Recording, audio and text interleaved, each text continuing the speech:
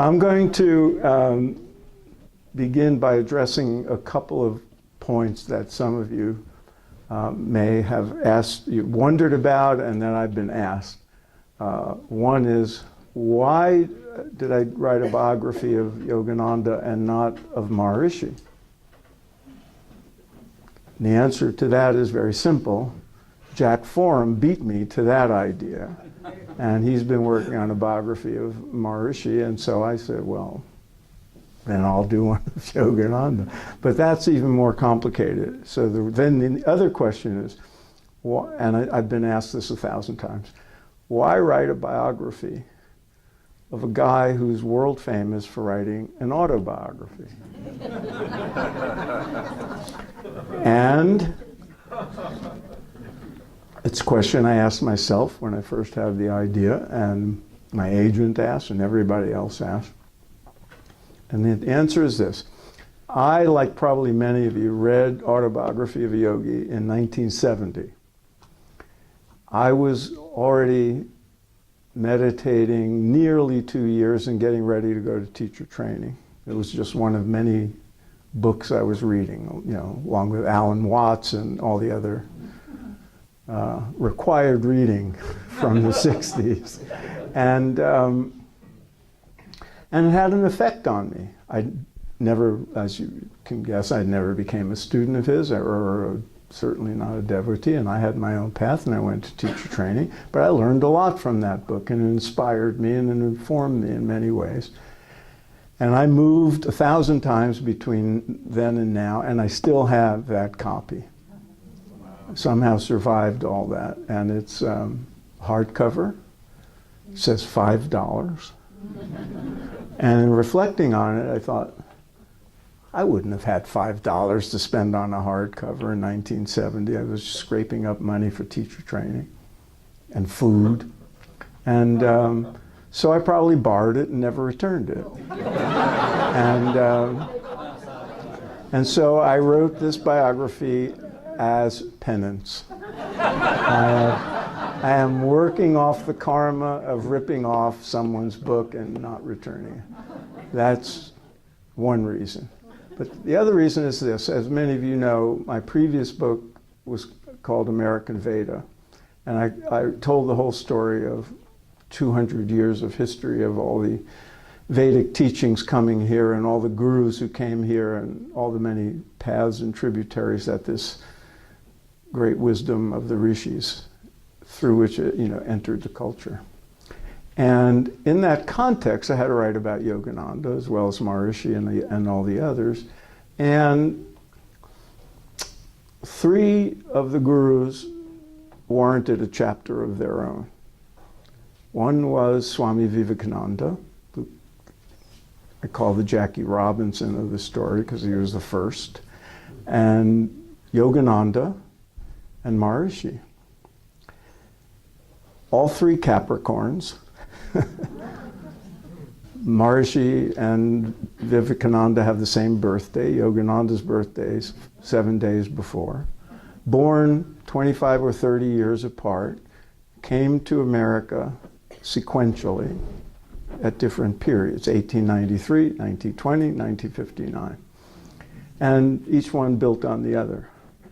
And in that context of writing the Yogananda chapter, I learned a lot about his personal life, his own evolution, because we know more about his human story than we do about most gurus, because he wrote his autobiography and his brother wrote about him and other people did. And because he lived here for 32 years. He came to America in 1920. He was only 27. With the exception of 16 months when he was in Europe and India, he lived here, mostly in LA, until 1952, when he died at 59. So there's a record of his life in America that most gurus, we just don't know the detail of. So I became fascinated with the human story of Yogananda, but I only had one chapter to devote to him. So I thought the idea to do a biography of him seemed to make sense, but I thought someone must have done that, but no one had. There were memoirs written by disciples who, they were essentially tributes, tributes to my guru, my life with the guru. But no one from the outside, like I am, wrote a real, genuine biography, birth to death, as we say. But the big thing was, I went back and I read Autobiography of a Yogi. I don't know how recently any of you read it, but he left out a lot. He left out big chunks of his life. There was one sentence in particular stood out. He arrived in 1920 in Boston, spent the first 4 years in America in and around Boston. In the autobiography, it says, and 4 years went by in Boston. And I thought, there's got to be something, what happened? What was there? What was it like? What was it like on the streets of Boston in 1920? What was going on? What did he deal with? How did he get his whole thing off the ground? Yada, yada, yada. Yada, yada, yada, as we say in, yeah.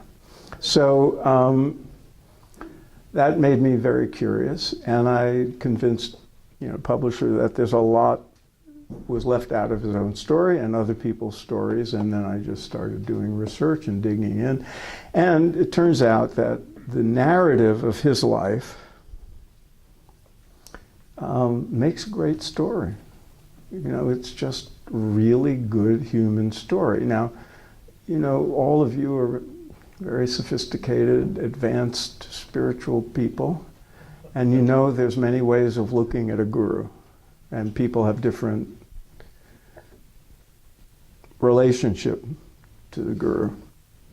And so there's a lot of people who think Yogananda was an avatar, incarnation of God, and perfect master and all that. And other people think he was a charlatan, a fraud, and everything else in between. But whatever you think he was still a human being, living a human life. He was born in 1893, Mukunda Lal Ghosh, to a Bengali family. His father was a railroad executive in the British railway system. He grew up relatively affluent. They lived in a number of places. He had brothers and sisters. He had a unique personality. He was looking for gurus and looking for spiritual experiences when he was a child. But he was also marked by his environment, not just the family, but especially his teenage years were spent in Calcutta. Have any of you been to Calcutta? It's a really interesting place. And in the early part of the 20th century, Calcutta turns out to have been like Greenwich Village or New York, and the neighborhood he was in, which was the same neighborhood Vivekananda had grown up in, and where Rabindranath Tagore was from, and where the filmmaker Satyajit Ray would grow up. And it was an intellectual and creative, artistic and political cauldron. The early freedom movement was strong in India at that time. Sri Aurobindo was arrested there and went to jail during Yogananda's early years. And so I did all that research and thought, what are the things that have influenced him? What was the nurture part of the nature-nurture thing?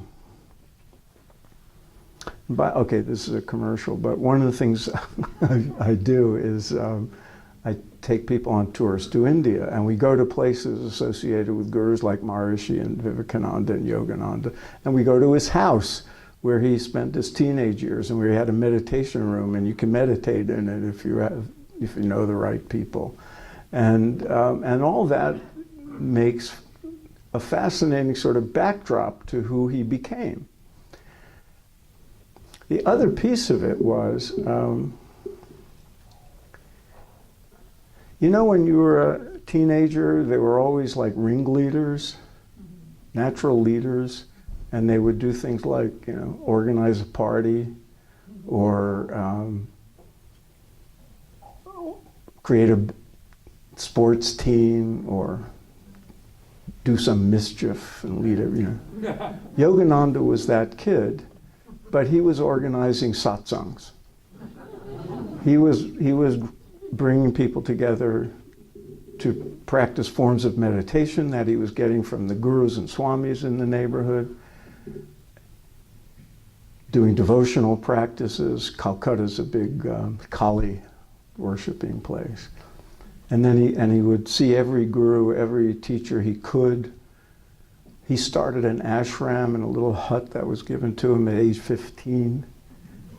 Created a spiritual library. He was marked for spiritual leadership. He was one of those people. But then he also was, you know, marked by events in his environment, the Calcutta neighborhood, World War I, all kinds of influences. So I decided, you know, it makes for a great story. But the really important issue was how to write about those 30+ years that he lived in America and became Yogananda, and became the person who wrote the autobiography and the person who has influenced millions of people's spiritual paths.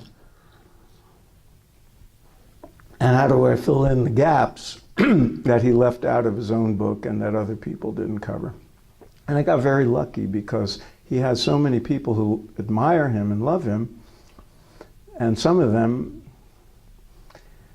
become obsessed with collecting information about him. And some of them get angry at the spiritual organization that represents him. It's just something that may be fairly common.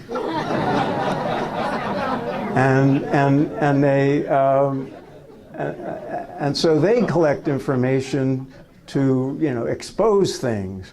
And all those collectors, you know, I ended up getting access to their collections, and, you know, this was a treasure trove. There were 6 different people who had created timelines of Yogananda's life, like, you know, where he was every day, every week, and I, you know, combined them. You spent a lot of time in Calcutta. I spent time in Calcutta. I spent time in other places associated with him, and he would go to, you know, the Ramakrishna temple in Dakshineswar, which is very, you know, a very sacred place. But he was taken there as a teenager to meditate and do Kali pujas and all that. So, you know, all these places are accessible, as is, you know, members of his family who are still alive. You know, his brothers, children, great-grandchildren, and all that. And then I had access to legal documents and government documents about his immigration status. And you discover little things that even his followers didn't know, like, you know, the British government was spying on him. Well, you know, it was during the British Raj. You know, India gained its independence only 5 years before he died. So he was an outspoken supporter of Gandhi, and they were keeping an eye on him. They were opening his mail, it turned out, and you can get these documents. They detained him when he returned from India. You know, it's like you find, and he was involved. Well, I wanted to say a few things about this. One of the most interesting things about my book, I think, that's what I'm hearing from people, even Yogananda devotees, and for me, one of the most interesting things is how difficult his life was. You all may remember getting started on your meditation path and going to rounding courses and being in the flush of, you know, this new phase of your life and thinking, I'll just keep meditating and life will be easy. Yeah? And you may have read the verse in the Gita that says, you know, the wise, the evolved ones have equanimity in loss and gain, and pleasure and pain, and victory and defeat. And if you're like me, you sort of subconsciously said, there won't be pain, there won't be defeat, there won't be loss. No, it didn't say that. It says you'll have more equanimity when stuff happens.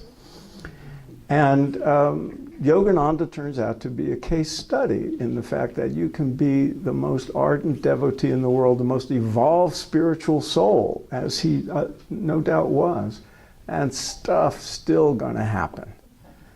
And people are going to let you down. Your loved ones are going to die. People are going to sue you. People are going to be out to get you. If you're a dark-skinned man with long hair, they're going to make fun of you in the street. Racists are going to bait you and run you out of Miami, as they did with him in 1928. People will file lawsuits and the papers will say scurrilous things about you. And there were times in Yogananda's life when you could see in his letters and all that, and I had access to letters that were not published, that he just didn't want to do it anymore. Didn't want to do what? The work he was called to do, the mission he was given to bring his teachings of his lineage to the West. It was like, I just want to go back to India. There were some very touching letters that he wrote when he was in India, and he would see sadhus and sannyasis and say, I just want to be with them. I just want to, walk on the Ganges and be, live in a cave. But he was pulled back every time to, run an organization and pay mortgages and, deal with managing human beings and dealing with the press and dealing with, lawyers and, and don't forget, I found myself, and I've got some letters from some old TM teachers who had the same experience when they read the book, but I found myself thinking of Maharishi a lot when I was writing about Yogananda, because, they did similar things 30, 40 years apart. And there must have been times when Maharishi said, well, I don't need this. I don't need this aggravation. What am I, doing this for? But there were also differences. Maharishi didn't live in America. He didn't stay here. He would come for visits, but he didn't live here. There was no citizenship issues. There were no, nothing like that.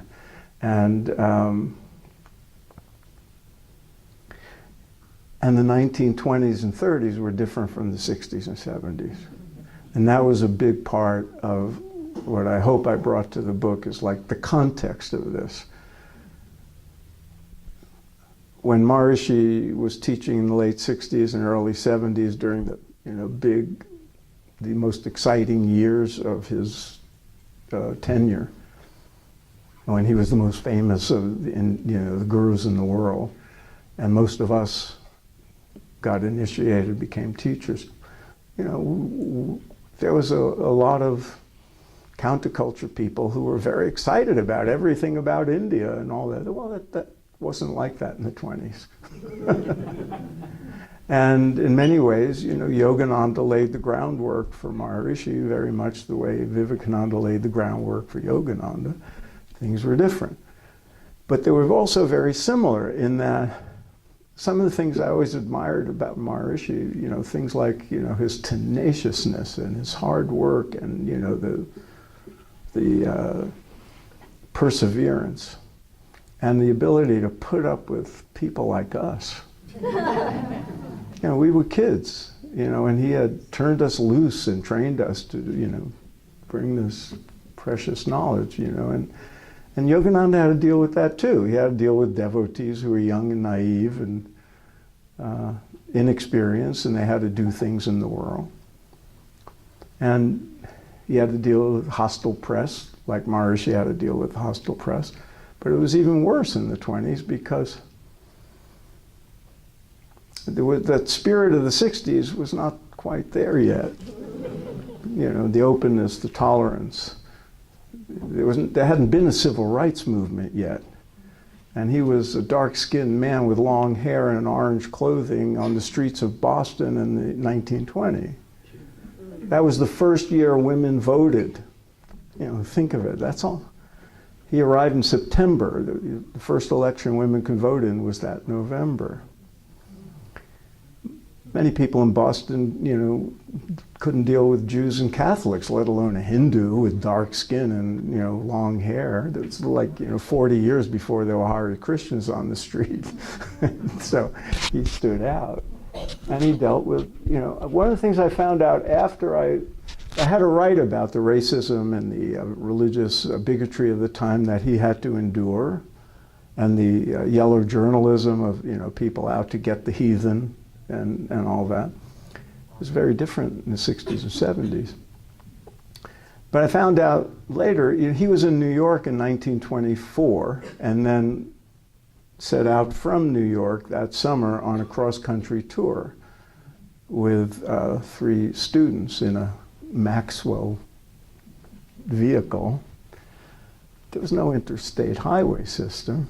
The cars were just really coming into their own. And writing about that cross-country drive and his experience of America and the scenery and everything was, part of the allure of writing the book. And, of course, he ended up settling in LA. But that summer, 1924, when he set out on this cross-country trip, the Democratic National Convention was in Madison Square Garden in New York, and more than 300 delegates were known members of the Klan. And that's the period he was teaching in, and his passport picture shows Yogananda with a beard. Have you ever seen a picture of Yogananda with a beard? No. You know why? Because he shaved on the boat. People convinced him, you're going to stand out. Maybe adjust your appearance. So he shaved his beard, but he wouldn't cut his hair. That would be too much of a violation. He was then Swami Yogananda. So he wouldn't cut his hair. And he was wearing, ochre clothing. And so he learned to adapt. And there are pictures of him, there's 1 or 2 in my book, where he would pull his hair back and tuck it under his collar and wear Western clothing when he was like traveling or out and about, so he'd attract less attention. He even wore a fedora at times. And so, the picture of him in the Boston Globe when his boat landed, there's no beard. He's wearing a turban. And so he learned to adapt. Now, Maharishi never went to that extent. He didn't have to. There were other gurus around. It was, by then Indians, well, not when he first arrived, but by the time we all got involved in the late 60s, Indians could then become citizens. When Yogananda was here, people from India couldn't become citizens. And so he had to endure a lot of that stuff. How many of you saw the movie Awake about Yogananda's life? Okay, so in there you see there was this scene in the late 20s when his sort of right-hand man, his old friend, sues him. And it's a big deal, and it was really upsetting to him. And he went to Mexico, and he thought of never coming back and resuming his journey. Well, what they leave out is that the person who replaced the guy who sued him 10 years later. And that was an even bigger splash in the newspaper, filled with all kinds of allegations that Yogananda was running a harem and all this stuff. And so his life was filled with these challenges. And he was here teaching during the Roaring '20s, and they obtained properties, and then the Depression came. And, very savvy, smart, successful businessmen and entrepreneurs went broke. He was a Swami, and he had those same kind of responsibilities. Mortgage was due, they had no food. So all of that stuff, dealing with the ups and downs of relative life, I found terribly inspiring because, we all look up to people like Yogananda. We all look up to Yogananda. But he had to endure a lot of stuff and deal with it, despite, not having a spouse. He didn't have to deal with that. But he had to deal with other stuff. And his right-hand people suing him. People suing him. And the lawsuits not only were an aggravation and a threat to his mission, but they made front page news. And you know, with all kinds of rumors, any rumor became, you know, fodder for the press. So all that made, to me, a really interesting human story. And you'll appreciate this. Not every audience would. In his letters, he's often, and letters and public talks, there were times when he described his own spiritual experiences, his own breakthroughs. A lot of his followers think, you know, he was born enlightened, he was an avatar. No, but if you look at his own statements, you see progression of states of consciousness. And certain experiences you'll be able to fit in Maharishi's model of progressive states of consciousness. Some of them happened when he was in his 40s.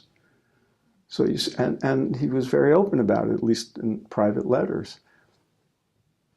Clear experiences of transcendence, clear experiences of what we would think of as CC and UC and unity, and then statements like, from now on, I will always be in this state, but you won't know it from the outside. And the descriptions were what you would think of as unity consciousness. And so you see an evolving soul and somebody also living a very human life. And I found that terribly instructive, you know, and inspiring. And my dream is that a lot of his ardent disciples will learn from it too. Good luck. But it's just interesting that he was reputedly enlightened. He was what? I mean, he was enlightened, and he didn't get, it doesn't sound like he got much support of nature. Well, it's all very complicated, isn't it? One of the characteristics, one of the main characteristics of enlightenment is support of nature, fulfillment of all desires. Okay, but Debbie is saying it doesn't seem like he had much support of nature, and we presume he was enlightened, so why didn't he? However, did everything go Maharishi's way? Not exactly. Right. Did everything go Ramakrishna's way? You know, Ramana Maharshi got cancer. What? So you don't know the inner state that was perhaps witnessing it all. You don't know the karma. Karma is karma. The karma of the disciples, the karma of the culture, all that plays into it. And think of it this way. Big corporations were going bust in the Depression. They had a lot of difficulty, but they survived. Big time donors came through at the right time. One in particular, I don't think we'd know about Yogananda if it wasn't for a guy named James Lynn who kept writing big time checks at the right time. So you could say, given the circumstances, he had a lot of support of nature. He survived. His movement still exists. We're talking about him. Thousands of people a year buy the autobiography of a yogi. That he might have had a lot of support of nature when you look at it that way and think of what might have happened. You know, he could, so. Phil, do you want to say something about that story about Kriyananda and what happened there in LA? I was just out there and I heard some of it. What Eric is referring to is a schism that happened in Yogananda's organization and a breakaway organization that it came. All that happened 10 years after Yogananda died. So therefore, after my biography ends, so I don't have to answer your question. I know I had to write about that in American Veda, but for a biography, all that, you know, Kriyananda came along, he was a close disciple. 3 years later, Yogananda died. What happened in the 60s and the big lawsuit that happened in the 90s and everything, not my business. I can talk about it because I know a lot, but it's not part of the book. I was curious. Another book. It's been written, Oh, yeah. Yeah, a lot of it's been written American Veda. about. A lot. American Veda. Yeah, there's stuff in there about American Veda. There's about 2 paragraphs on that in American Veda, and my sources gave me enough for, 200 pages, but That's why I was curious about it, because I was just it's a fascinating aspect of the whole story of Yogananda. it is. But it happened. The big stuff happened after his death, and there's always.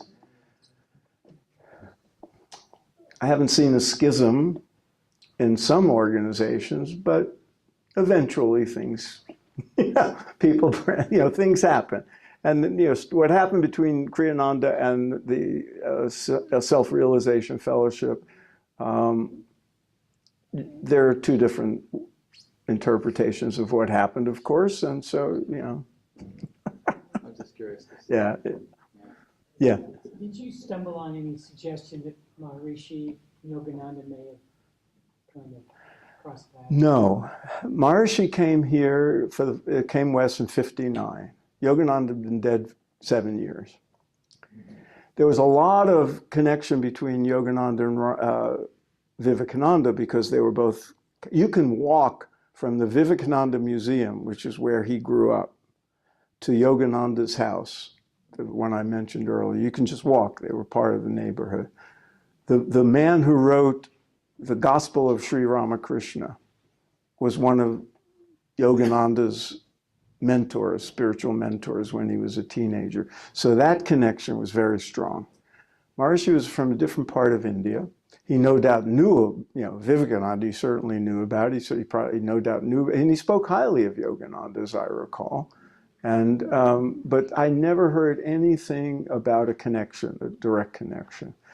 I would say, and I meant to say this earlier, when I said that in some ways Yogananda may have laid some groundwork for Maharishi's work.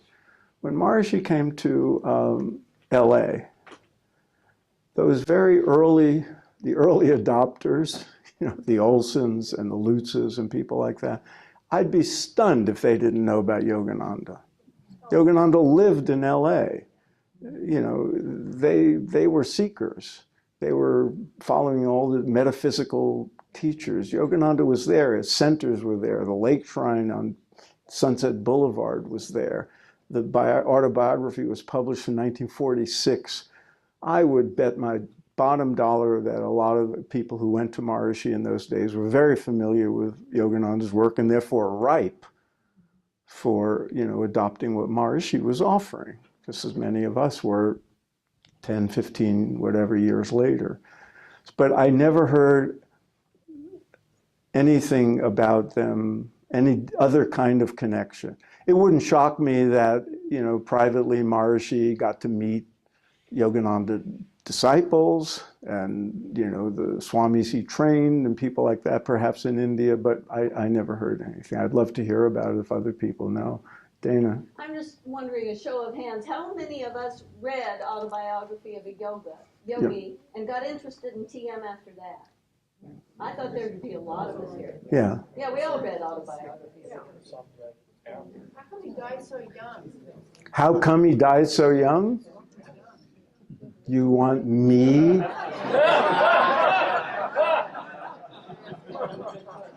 You expect me to have an answer to a question like that? It's like, he died at 59. And okay, I just want to say a few things about that. As a writer, some of the most satisfying parts of the work on this book was writing about his last days, and literally the last day and last hours. It's very dramatic stuff, really, really dramatic stuff. I won't go into all the details, but it was some of the things about it were uncanny, great stuff. But he was ailing, and he knew he wouldn't live. He started saying he doesn't have much longer, a couple of years before he died. And he worked his tail off to get all the writing done that he wanted done, because that was going to be the legacy, and training people to carry on the legacy. He worked really hard the last few years of his life. And because he knew. The official cause of death was cardiac arrest.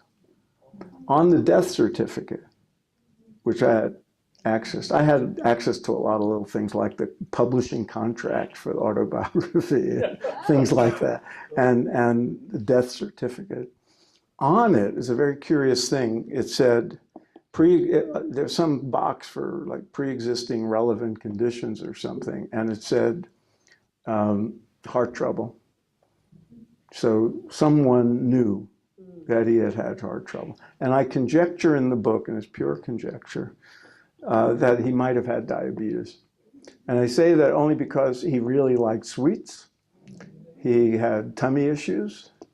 And there's a high rate of diabetes in the Indian population. Vivekananda died of it at 39. So I talked to some people, doctors, Indian doctors, and they say, yeah, it's conceivable he had diabetes and it was never diagnosed, or they kept a secret or something. But that's just conjecture. Bodies are bodies. Why did you choose to go to Boston? The story is, Yogananda, it was predicted, it was prophesied that he would be the one to take his lineage's teachings to the West. His guru, Sri Yukteswar, knew he was the one he was going to do that. And Yogananda was told that.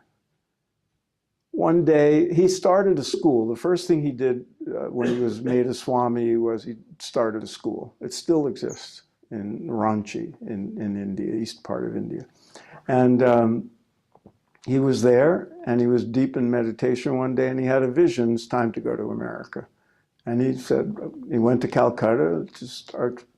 He had no idea when or how or under what auspices, and then all these things happened that in our lives we would call supportive nature. But they were sort of uncanny, if they're true, all rather uncanny stuff. So he goes to Calcutta, and he's going to go to America. He doesn't know how. There had been no ships going from India to America since before World War I. It was now 1920. And one ship was scheduled, the first one was scheduled to go, was all booked months in advance. He wanted to be on it. How he got his passport in record time, his father gave him the money for the ticket, a berth opened up, all this stuff happened. But the main reason he was on that boat was there was going to be what we would think of as an interfaith conference. It was called the Congress of Religious Liberals, sponsored by the Unitarian Church in Boston. They used to do it annually, but it had been suspended for the war. And there was one Indian who was supposed to come and represent the Hindus. He decided not to come. He asked Yogananda to go instead. So here he was at age 27 on a boat to Boston, and that's how it all happened.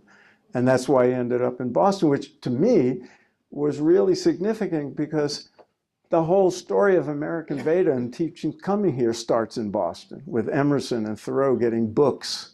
And, he lands in that same harbor that those books came in. And, it was all beautifully symmetrical to me. And so that's why he was in Boston. Yeah.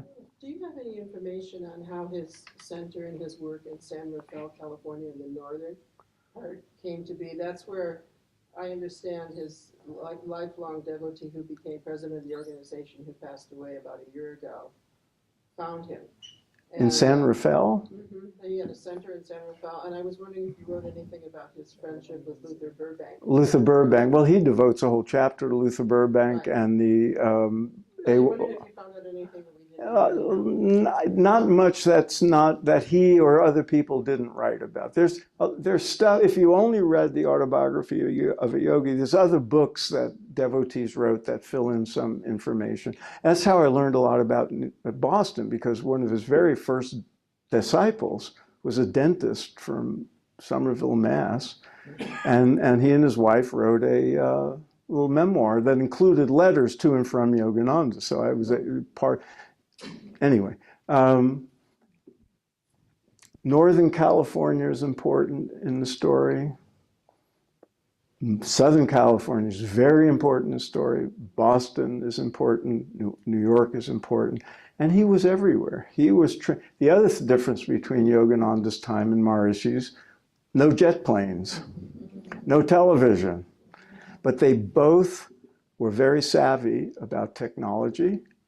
Maharishi used videotape, used television and all that. Yogananda used radio. Yogananda used mail order. He put some of his teachings in a mail order course that is still being taught. It's called, the lessons. But it was a correspondence course, and he got criticized a lot by traditionalists. Mail order? You clip a coupon and send in a check and you get a lesson in yoga in the mail? This is blasphemy.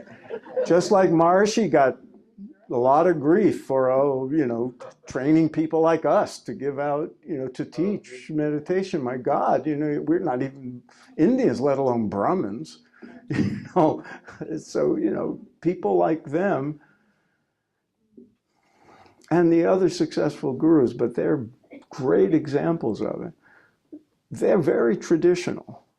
They're purists. They don't want to mess with the truth of these teachings and the efficacy of these teachings. But they'll adapt. They'll adapt the language, they'll adapt the delivery system, they'll adapt the methodologies, they'll adapt technologies, and at the same time, keep the integrity of the teachings. That's not hard. I mean, that's not easy. That's hard to do. And I saw, in studying them, both of them did that. And both of them got grief for doing it, for deviating from orthodoxy. They were innovative and also traditional. And I found that parallel in both of their lives fascinating, and how they adapted to the time. Yogananda talked a lot about science, but science was different in 1920 than in Maharishi's, age when quantum mechanics had evolved and all that. So, and we had blood pressure cuffs and EEG machines to do studies. Maharishi was incredibly ahead of the curve on that, and that was terribly, terribly important, getting Keith to do research. And Yogananda probably would have done the same thing if it were possible back in his day. So, yeah, Ken. This is interesting. Lloyd Svensson, she runs the Hmm? TM. Lloyd Svensson, she runs the TM Information Center for Stuff to Spring next to her. She told me once that her father used to drive Yogananda around in a car, and that she remembered sitting with him when she was a little Really? girl. She had talked to her. How she's not very young, I would assume. I mean, It was the different, but he had his thing, his Kriya Yoga lineage. There is a series of practices. Some of them he made available in the correspondence course. Some of them now you can find online. Not, SRF would not approve of that, but you can find it online. So there were certain combinations of what he would call meditation. It gets a little interesting because he would use the word concentration, sometimes meditation, other times, sometimes he would distinguish between the two. Sometimes you think he's using them interchangeably, but there were focus practices, pranayama-like practices, and what we would call effortless practices.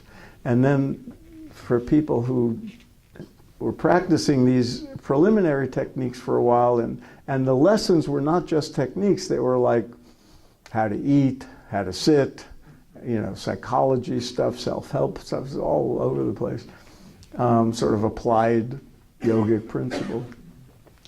But then if you wanted an initiation into Kriya Yoga and the more advanced methods, it's a bigger step. And there's an initiation and a puja and a signed commitment and all that. So that's how he did it. And how it's still done today by SRF. Some of the breakaway groups are a little looser. And did people feel that there was a direct transmission from him the way people do around Maharishi, that in his presence? It's emphasized. When people get initiated into the Kriya Yoga, when they apply for that, having fulfilled certain prerequisites, it's understood as an initiation and taking Yogananda as the guru. And there's understood to be a transmission. What people feel is another story. I can't speak to that. Yeah. Yeah, I can. So Phil, at the end, I seem to remember in the book that when he died, wasn't his body put... I knew someone was going to ask. You all remember the black bordered page about his body being uncorrupted and all that? Okay, so all right, I got to talk about it. It's still on, even the most recent editions. For those of you who don't remember or don't know, it was said that some 20 days, 21 days or something after his death, his body seemed not to have acquired the usual corruption, and there's a letter from the mortuary saying that. And they make a big deal of it. The greatness of the yogi, and his body didn't deteriorate. However, people have looked into this, and people have gotten other opinions from forensic people and coroners and people like that, and and there are letters online and all that say not so unusual. He was embalmed. There was signs of some corruption starting on part of his nose. They left out parts of the letter from what was printed on the book. And he was not only embalmed, but encased in glass for viewing for some time before internment. And so the other side says, not that unusual. And my position, because I'm asked, so I'm going to state it, if you were to dig up Yogananda's body now, and it was just another skeleton, or if you were to dig it up and it was as pure as the day he died, I wouldn't care. To me, it would not matter one bit, because the teachings are still the teachings, the writings are still the writings, the methods are still the methods. How come he wasn't cremated? The rest doesn't matter to me. So. How come he wasn't cremated? In India, not everyone's cremated. Some of the saints and gurus, some are often interned in a certain way, in a ritual. His own guru, was interned in the ground with a certain rituals and everything. Gurudev wasn't. Now, our Gurudev was not cremated. His body was put whole into the Ganga. So. Apparently it's not always done. Anybody? My apologies. Any others? Yes? Yeah, you mentioned that he didn't like going to school. Did he complete college? Is that He did. He got his degree. all right, so since it's been decades since I read the book. What's that? Since it's been decades since I read the book, I always assumed he wrote it, but did he have a co-author or did he write it? He had a lot of editors. He had one in particular, her name was Laurie Pratt. She took on the name Taramata later on, became a renunciate. And she did most of his editing. But he had a team, he would dictate, it was all, it was pre-computer, and all that. So there was a team of people editing, not just the autobiography, but all his work. The other thing about the autobiography is it took a long time to find a publisher. It's turned down a lot and rewritten a lot. Who published it? The Philosophical Library in 1946, and then SRF bought back the rights a few years later and made it an international thing. What was the experience like interacting with his intimates? Yeah. Bill, do we have time? Bill is right here. Where? Oh, all right. Maybe last question. I don't know what time we're supposed to. It's a quarter after. Okay, so We can wind it up pretty soon. we'll wind it up. We have books We have- available, and he will sign books, and you can buy books. And the money, the profit will go to ICON. So,